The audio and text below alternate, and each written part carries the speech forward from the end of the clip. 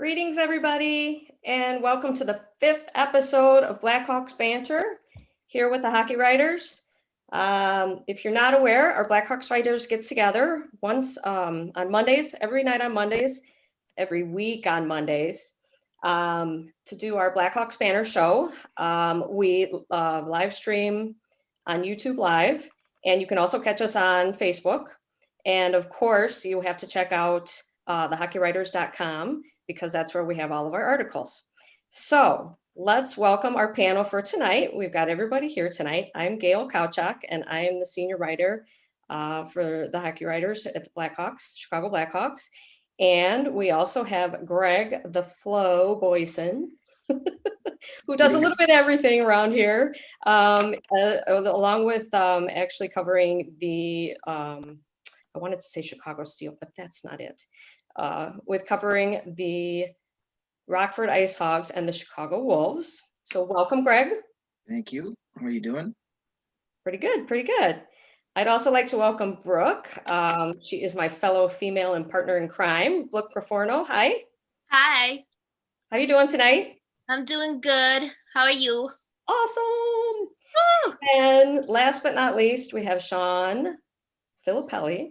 Did I say it right? Nice, you got it. He is our Canadian on the team here.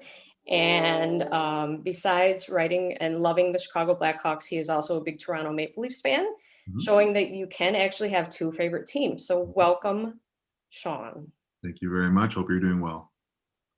Yes, I am. Okay, so let's get started here. Shaun actually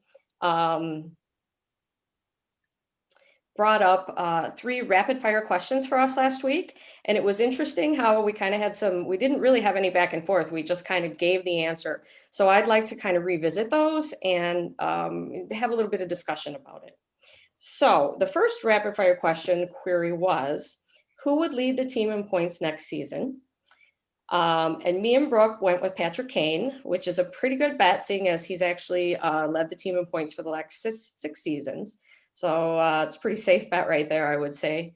But then both Shaun and Greg actually went out on a limb a little bit, and said Alex DeBrincat, which is also a pretty good bet because let's face it, in his rookie year, he had 28 goals and then 41 goals in his sophomore campaign. So last year was a bit of a letdown, his third year. But that's a pretty good bet as well. So let's have a little bit of discussion about that. Shaun, let's start with you. Why is it that you chose DeBrincat?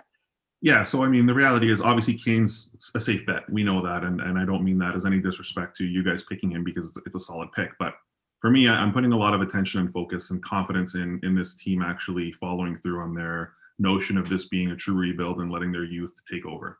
If they're going to do that, then people like Kane and Tase and the other veterans are going to sort of have to take a step back as far as ice time goes. So for me, I align this a lot more with ice time and opportunity, as well as the fact of the matter is that DeBrincat last year didn't perform on his stat line as much as we know he could have, but his chances were there, his creativity was there, and his passion was there.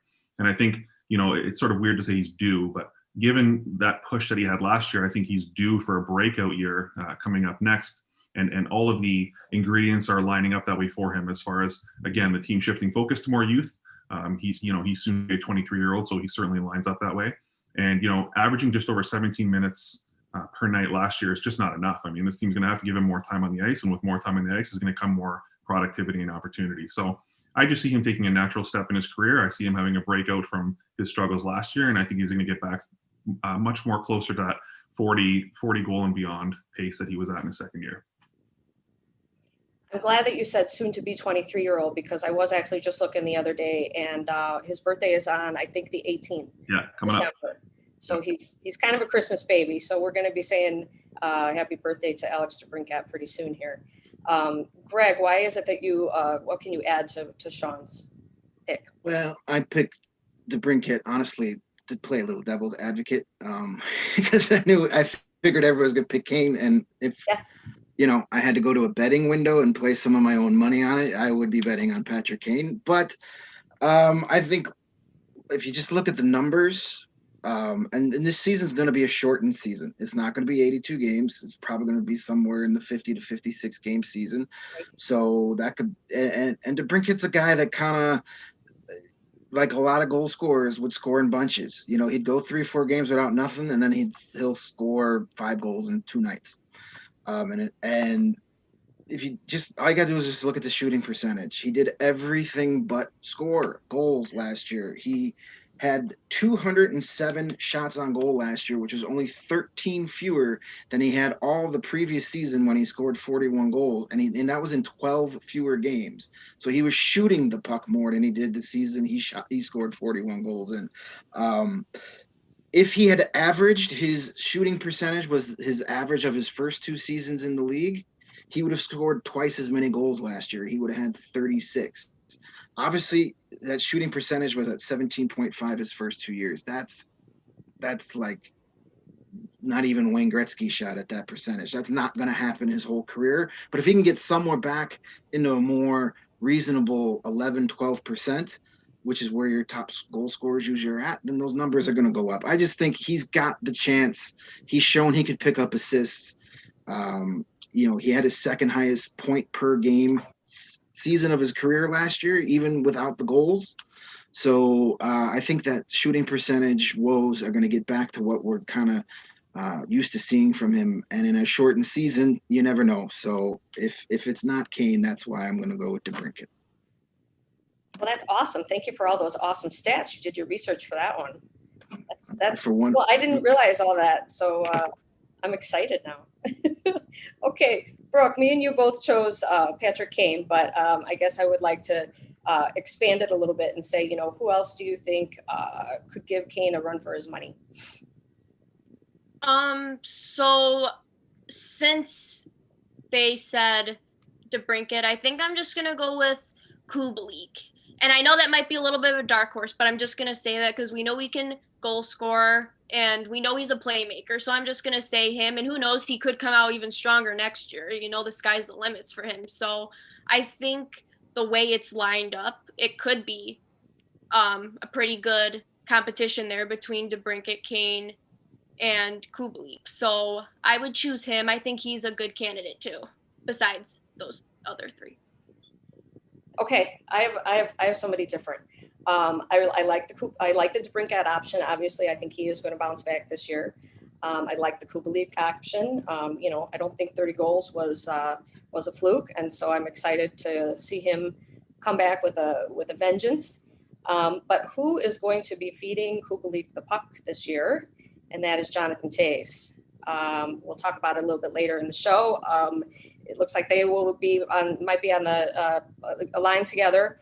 And I just don't think that, you know, we're not talking goals here. We're talking overall points. And Tase isn't known for scoring a lot of goals, but he's coming off a 2018-19 was his career best season. So, you know, we're not that far removed from that. And I bet on the captain. I think that he's going to be right up there with the points. He was actually second in points this season. So that would be my pick. Mm-hmm. All right, let's move on to our second rapid fire question, which is which defenseman will log the most average ice time? Surprisingly, we all chose Connor Murphy, which just goes to show that he has really established himself as arguably the best all-around defenseman for the Blackhawks, which is a little bit new. A year or 2 back, we probably all would have said Duncan Keith there, and Duncan Keith still does, you know, give a lot of minutes on the ice. So let's expand this a little bit further. What do you think that Keith will bring to the table this coming season? And what do you think how will he fit in, and what does he have to offer? And we can start with Greg. I mean, Duncan Keith, he's not dead. So he's still going to be a pretty good darn defenseman. He's not the Duncan Keith that was winning Norris trophies, nor is he going to be again. But, you know, there's no doubt that he's dedicated. I mean, you see some of the tweets or Instagram posts he puts out there. It's unbelievable what he does to stay in shape.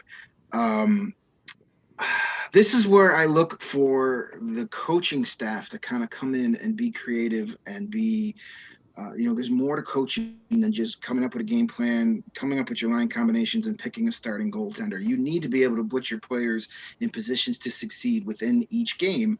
And I'm still not 100% sold we've got the right staff for that particular aspect, but time will tell. That's a different discussion. So I think we have to do things to limit Keith's ice time. We all picked Murphy. I don't know if that was like we all think that's going to happen or we all want that to happen. For me, it was more I want Connor Murphy to lead the team in ice because that means he's healthy too. Yeah. So I think Keith, you got to find a way to limit his time. I think it's time to take him off the power play. That will save him 2-3 minutes a night. I mean, has he ever been a great power play quarterback? No, not really. Give that job to Boquist. Let Boquist run with it. That's what he's here to do. Let him gain confidence in his overall game by succeeding on the power play. And if we got a healthy Brent Seabrook, you put Seabrook on that second power play unit because at least his shot from the point gets to the net. Duncan Keith leads the league in hitting shin pads every season with shots from the point. So get him off the power play, save that extra 2-3 minutes a game. That will go a long way, especially in a season where you're going to be playing a lot of 3 games in 4 nights because of a condensed, shortened schedule. You have to do everything you can to limit his ice time and put him in those positions where he can succeed and not be exposed as much as he was last year. And you'll see a better overall product out of Duncan Keith. Excellently said. Brooke, what do you have to add?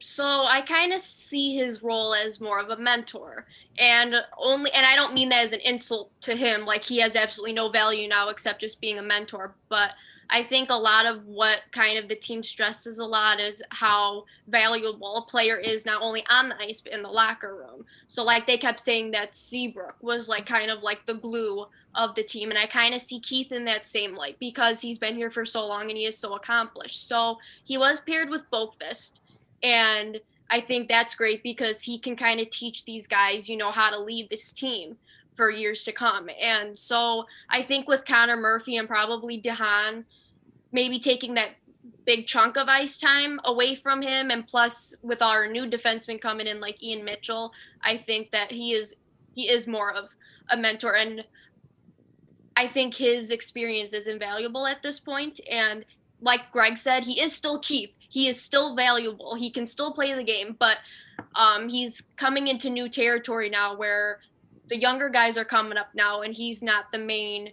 He probably won't be the main person taking up the ice time. So I do see him more as that good role model going forward, which I think is great off the ice and on the ice. Okay, I'm going to add to all this a little bit. I do think that Keith will still have top pairing defensive responsibilities and he'll still have heavy minutes, but a lot like Greg said here, that all needs to be decreased to basically use him more efficiently. Maybe he can be paired with a better partner, not have to babysit all the time, and then he would be able to relax a little bit.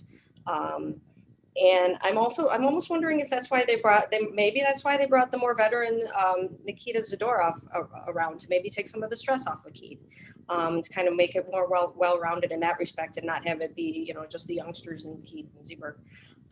So I'm going to have to agree with both of you, although yes, I do think he's still going to be a mentor, Brooke. That just comes naturally when you're the veteran, when you've been around for that long, and he's going to embrace that because he wants to teach, he wants to win, and he wants to teach everybody how to win, and he knows how to do that. He's had some experience with that.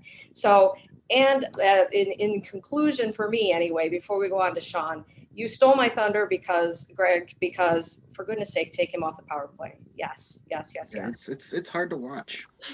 It's going to save some minutes for him, and that's not his natural forte, and he's kind of been shoved into it because there's nobody better. So definitely that needs to happen. We'll see if it does. So Shaun, what do you think Keith is going to bring to the table this year? Yeah, I mean, I know it's always fun for us and our viewers when we sort of disagree, but I have to say simultaneously, we're going to all pretty much say the same thing here. So I'm going to agree with everything you've all said, and to sort of surmise, I'll simply touch on a couple of things here.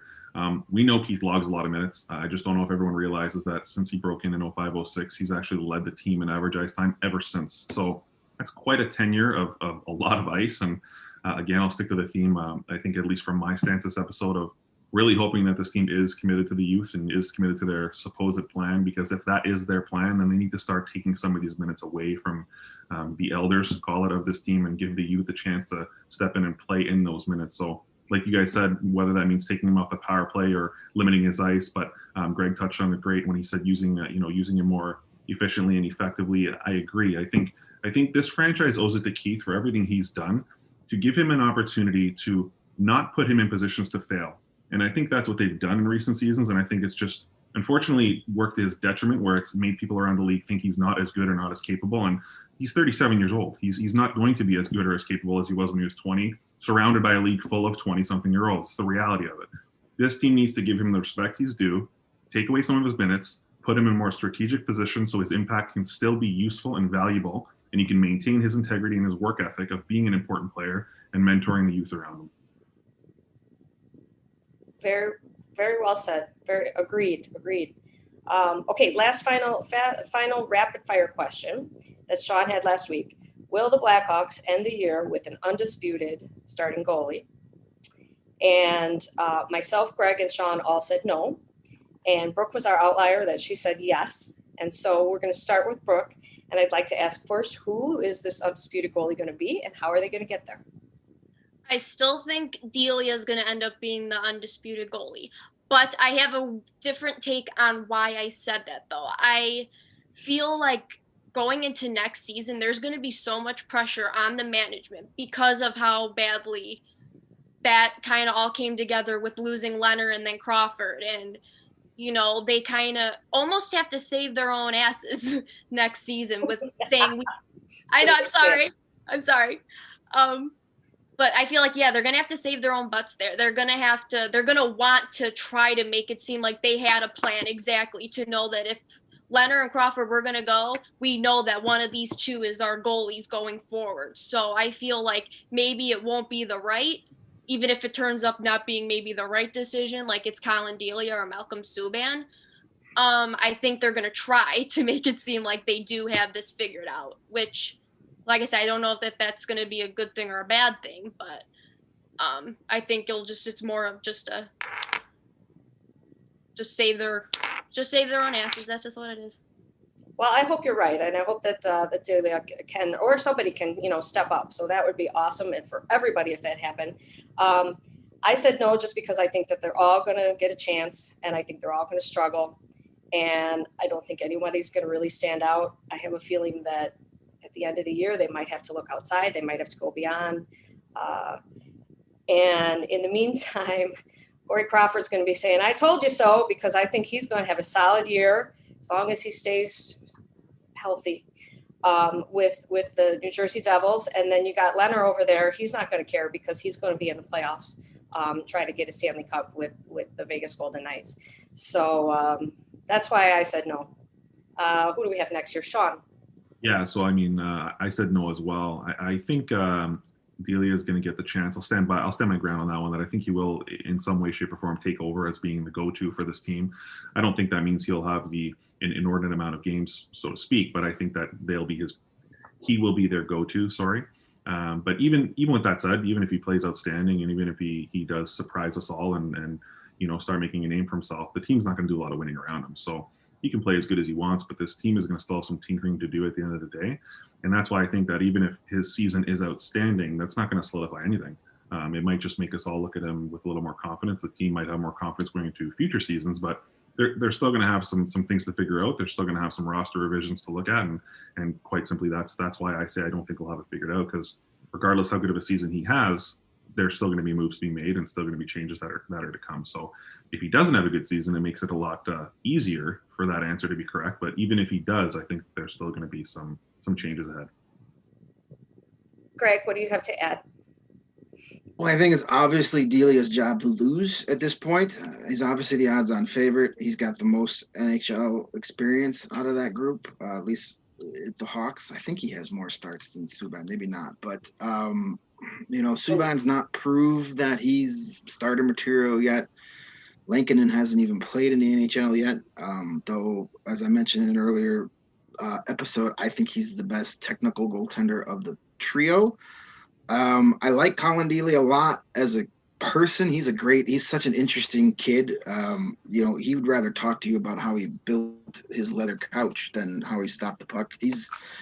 Um, Sean can attest to this. Goalies are weirdos, and he's up there in the weirdo. He's gonna media here will love him. He's an interesting kid and a good goaltender. If this was a regular 82 game standard season, I would say I would lean more towards yes, we would have an undisputed answer at the end of the season, but it's not going to be that kind of a season. It's going to look more like the 2013 season where you're playing a bunch of games in a little bit of time, and that does not allow for a goalie to take over and get 7, 8, 9 starts in a row like a true number one would, because you're going to be playing a lot of back-to-backs. You're going to be playing a lot of 3s and 4s. So even if Delia is the guy, he's still not going to get as many starts as he would in a normally spaced out season just because it's physically impossible. So I think we're still going to, the term undisputed, it will still be questions and at the goalie position at the end of the year, mainly because it's just going to be such a goofy season and we're not going to be able to get a guy really get into a starter's rhythm no matter how well they play just because of the schedule. Watch, because we keep saying this, Subban will come out and end up taking the whole thing. Hey, I'd be fine with that. That would make that trade look a little bit better. Yeah, it would. Yeah, right? Yeah. All right, you guys. If you're just joining us, this is Blackhawks Banter, episode 5. We stream live on Monday nights on the YouTube, and you can also catch us on Facebook. We're here tonight. I'm Gail. We have Brooke, we have Greg, and we have Sean. So let's move on to our next question, our next topic of discussion. We've all talked about head coach Jeremy Colliton before. And we're not real sure how if he's going to be able to lead the team.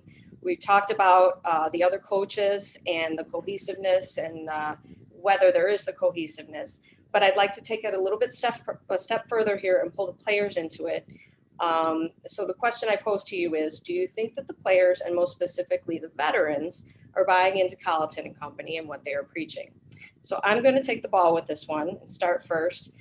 What I'd like to stress here is, let's remember when we talk about the veterans, Tase and Kane and Keith and Seabrook all have been most of their career under former head coach Joel Quenneville. And they just built that rapport, and they knew they knew what was expected of them. Joel Quenneville knew when to push their buttons and how to get the best out of them. And I think that it's really, really hard to step into that and replace that. And quite frankly, I don't think that you can. So I know that Tase spoke negatively about when Crawford was traded, but I honestly think that was more of kind of a knock on Stan Bowman and not the coaching. I know that he talked bad about the one time. We'll have to ask the coaches about that when they dressed the 7 defensemen. And so that jumbled all the forward lines up. But, I remember Quenneville doing that a bunch too. So, I think that they would be unhappy either way. I think that Keith and Seabrook as defensemen have had the worst time getting acclimated, because everything that they've trained their bodies to do, they basically had to unlearn to learn a new defensive system. So it's not going to be always smooth sailing. I think that it's hard. But I honestly think that Colliton is willing to listen to them. He does communicate with them, and I think that there would be even more dissension. So I personally think that Colliton's doing something right, and I think that they have bought in, especially because towards the end of the season, they always came to compete. And they were getting better. And even when they were playing against teams that were much more talented than them, they didn't give up. And that comes from the veterans, and that comes from the coaching. So I think I'm being positive here. I'm going to be positive. I think it's Colliton's doing something right. So I'm not sure everybody else will agree with me. Sean, let's go with you next. Yeah, good point there as far as Quenneville's big shoes to fill, obviously. So, I've said it all along that Colliton coming in had a big role to try to fulfill, and I think everyone sort of put him behind the 8 ball from the beginning. So it's been tough for him to even prove himself or try to prove himself in general. as far as the veterans go, I don't think they're there yet. I don't think they're buying in. And it's not so much a knock on Colliton, to be honest. I just think that your Tase, your Kane, your Keith, your Seabrook, I think they got to a point in their careers where they're essentially coaching themselves. I think they know what's expected of them. They know what to do, and they know how to perform. They go out there and they do that game in and game out. It doesn't matter who's behind the bench. They're at that point in their careers. So I don't think it's necessarily a knock on Colliton. I think it's more just habitual at this point. Now, that said, I don't think that rationalizes by any stretch a lack of relationship with their coach. So I'd like to see that tighten up, but I sort of justify that that's why they're not there yet. What I do look forward to, and I'll add to some optimism, and I've also said this all along, is I think Colliton does have some good in him, and he can bring some good to this team if we let him, and if the players let him. And what will be exciting, again, with the theme here from my end, or my little box on this show, is sticking to the youth. With the more youth coming in, with more opportunity for minutes, with more of them to mentor and to lead, that's how we're going to see what Colliton's capable of. We have to sort of look past the veteran presence here and realize that if that is not creating a connection, how can he connect with the people who are more vulnerable and need that connection? If he can bring those youth to another tier of their play and help them develop along, that's going to tell us more about his capabilities than his lack of leadership with guys like Tase and Kane. Okay, Greg? I think it was pretty obvious last year, at least at the first half of the season, the veterans weren't buying in. You were supposed to have this magical training camp, first training camp under Colliton. Everything was going to be great, and it was a hot mess those first few games of the season. And Colliton had that recent interview with Ben Pope of the Sun-Times, where he even said that there was no work ethic and the compete level, whatever cliches you want to use, it wasn't there for the first few weeks of the season. That tells me the veterans aren't buying it because the work ethic on the ice starts with that veteran core and works its way down. It's not, Dylan Strome and Alex DeBrincat hot dogging it and then Jonathan Toews going, well, if those guys aren't playing hard, I'm not going to play hard. That's not how that works. Those guys wouldn't be allowed to do that on a team with a Toews, a Keith, a Seabrook, a Connor Murphy, even like a Ryan Carpenter type player. So if the work ethic and the compete level is down, it's because it starts at the top with those guys. I don't think they were fully buying into it, and the results showed it. And again, as Shaun mentioned, Colliton's pretty much in a position to fail with that group, not overall, but with that group. He's got to win those guys over after winning 3 Stanley Cups with Joe Quinn. It's just practically impossible. He's got to figure out. But after we came back, it got better after the season progressed. And when they came back from the layover and in the bubble, that was a different team. So whatever it was, I don't know if it was they were just so excited to be playing again. That probably had a factor to it. While there a lot of the same mistakes were being made, but that's just talent-wise, but the jump in their step, their compete level. I hate that term, but here I am using it.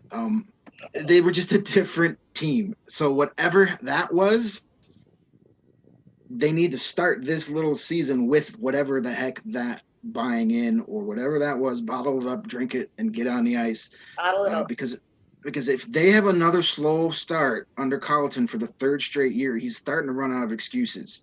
Yeah. All right. Yes. Coming into Quenneville, okay, you do what you can. You're going to look past that. Last year it was supposed to be the magic training camp. Not so much. If you have another slow start, it's not okay. There's no more excuses. You got to do it. It's time to, now we don't expect wins. We don't expect a ton of wins, but just look like you belong in the same rink with an NHL team. Okay. All right. Brooke, what do you have to add?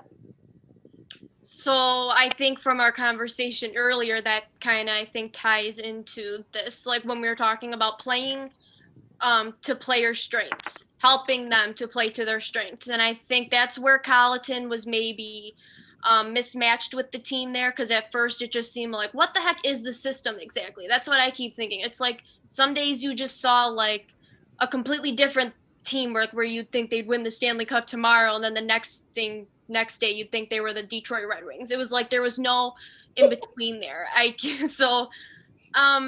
think I agree with you guys that he does show like promise, and I don't think he's all bad. I'm not saying that, but I just think like with the work ethic comment that he made about that, that is a direct reflection of coaching and leadership. If you're not having your team ready, prepared, and motivated, there's a problem there, especially with the veterans. And I think that could turn into a big mess if that isn't changed soon. But I think it would be easier to buy into what his vision is if it was clear what his vision is, because it seems like there is a lot of miscommunication there with like, especially with the Brent Seabrook situation when he was healthy scratched, and it seemed like no one knew what they were doing. I don't know.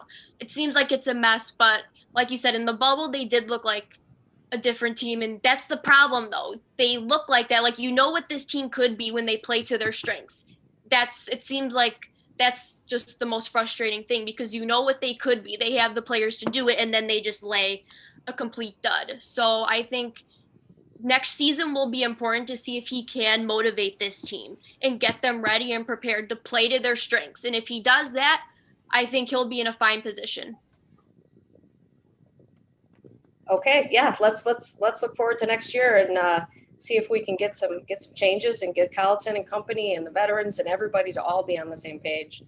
So for my next segment here, this is kind of one of my favorite things to do. I really like to predict the lines and who's going to go together and who has the best chemistry. So what I'd like to do is if we could just kind of give a little bit of discussion here about who you think is going to be the top line, at least to start the season.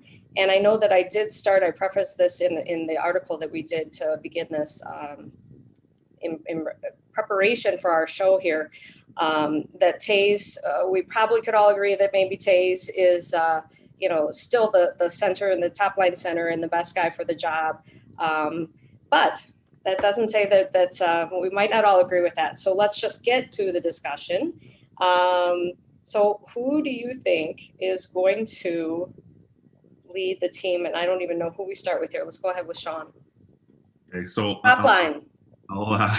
I'll preface by saying that my answer is much more of a wish than a prediction. So I'll tell you, I went off track a little bit there, but I think for the sake of, again, my theme here is really sticking to what this youth can do and what they can bring to the table. So, I mean, like you said, yeah, we all agree that Taves can still do what he does. He still can perform in his role, and he's still effective at that with, winning over 50%, 57% of his faceoffs last year alone. So he's clearly still capable of that role. However, with giving this management and this organization a little bit of confidence and faith that they will hold good on their promise to let the youth take over, I don't see why there would be any better time than the present to let Kirby Dach come in and center that top line.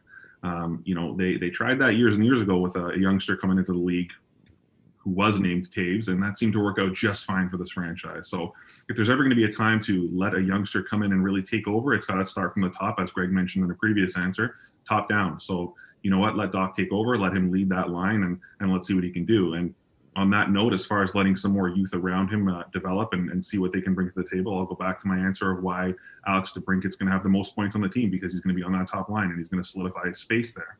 Alongside DeBrincat, we're going to see a prospect who's going to come in, currently non-roster, but will break through and make it through camp, and P.S. Suter, and he's going to come in and take over as well. So we're going to have a 19-year-old leading the way with a 23-year-old on the left and a 24-year-old on the right, and we're going to see a true takeover of the youth, who are all fully capable, or they're all already accomplished in their careers, and there's just so much more time ahead of them as they play through their peak. So that's what I want to see. That's my wish list. So with that said, that's what my prediction will be. And if it works out, then the team will be much better for it. Yippee! Shaun is fully embracing the youth movement. I love it. Okay, Greg, how about you? What would be your top line?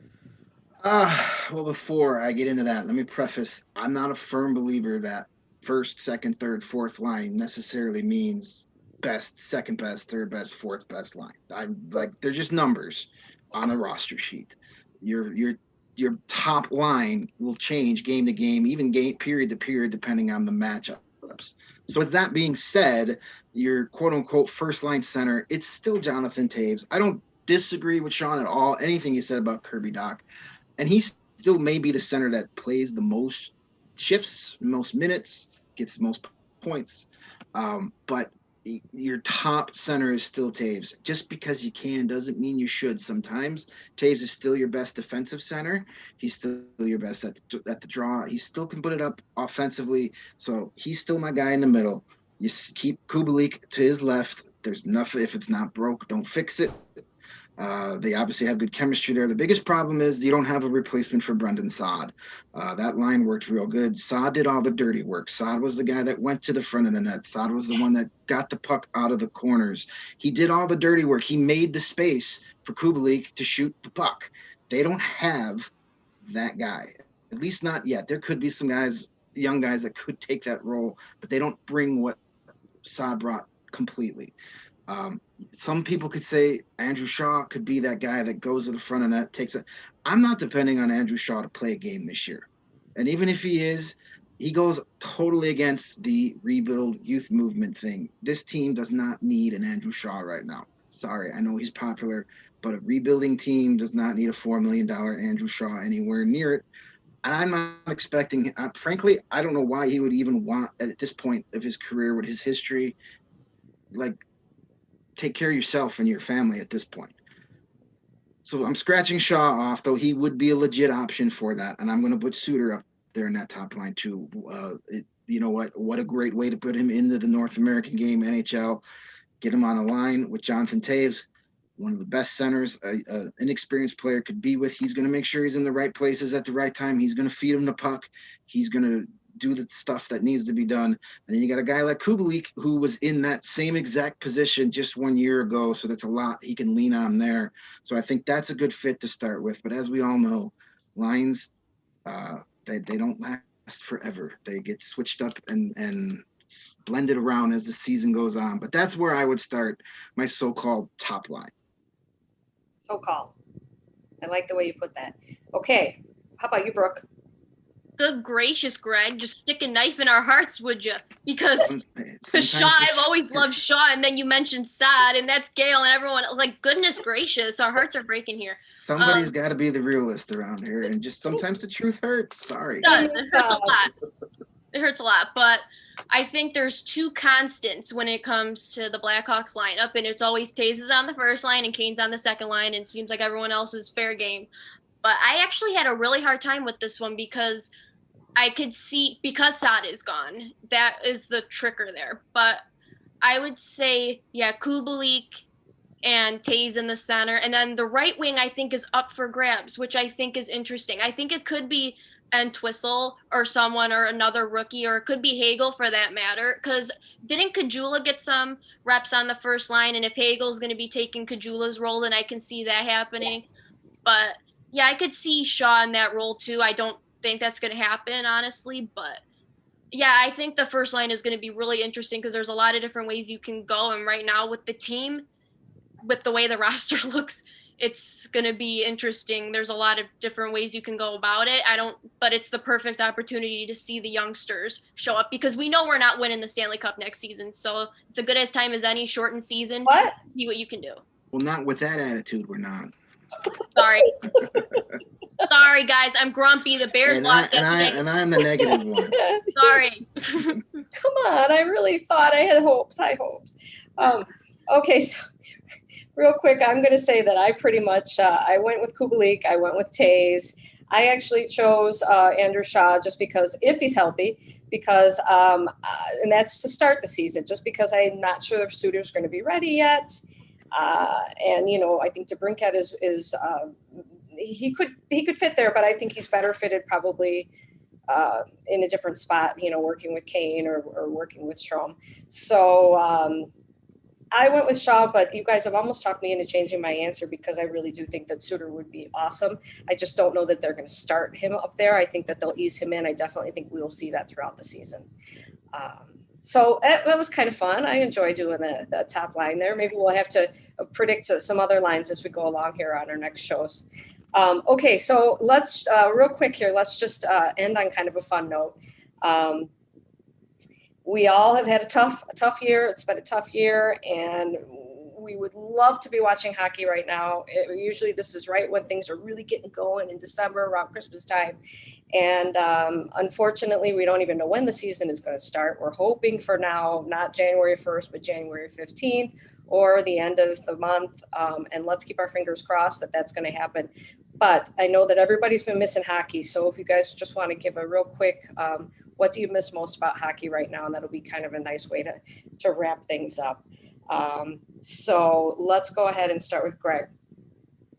I miss just being at the rink. The last 2 years covering the AHL, it kind of being behind the curtain, it really gave me a more of appreciation of how close the hockey community is. And then I've also, spent the last 2 seasons scouting for the North American Hockey League, and I just miss being at the rink and the relationships that I've made since starting with those AHL teams. There's so many great people that work for both the Ice Hogs and the Wolves that really care about their jobs and their team.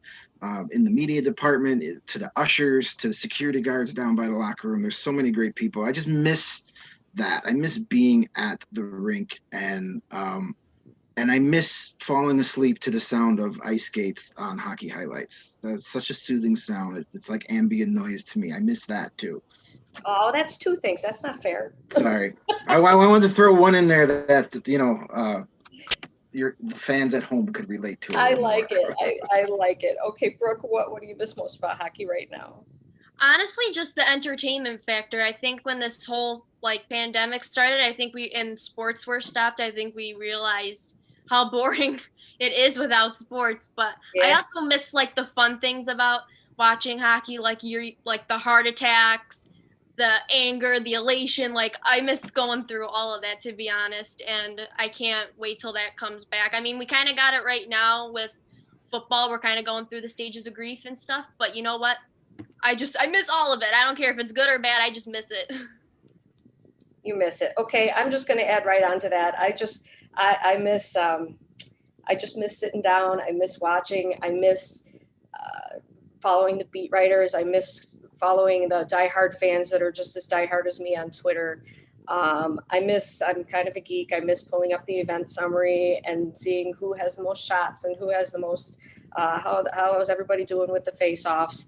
I love going to a handful of games every year, but I also just love sitting down and counting on that 3 or 4 nights a week where I can just escape and watch the TV and just enjoy the show and kind of be a student of the game. And I can't wait till it all comes back. So Shaun, you get the last word here. What do you miss most about hockey? Yeah, so surprise, up here in Canada, we're big into our fantasy hockey. I know down there you guys are big into fantasy football and all other sports for that matter, but hockey is what sort of runs our timelines up here. So not having that escape to look forward to day in and day out for NHL hockey, as you all touched on, whether it's with the heartache of your team losing or with the excitement of them winning, it's still something to look forward to, and it still will be something that you can get into and again, sort of escape in a healthy way where it's just exciting. Good or bad, it's exciting, and it's something you can follow along. It's something you can be engaged with. It's something you can enjoy. And I love what Greg noted because it's true. I mean, especially up here, when we don't have hockey highlights, what's the point in even watching them? So as we do look forward to these World Juniors that are coming up, I'll say that we don't have to miss it much longer because we'll certainly see Canada winning some games along the way there.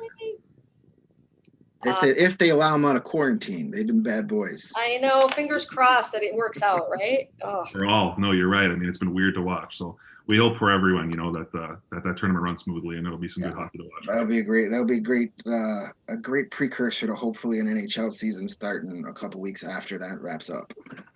Absolutely.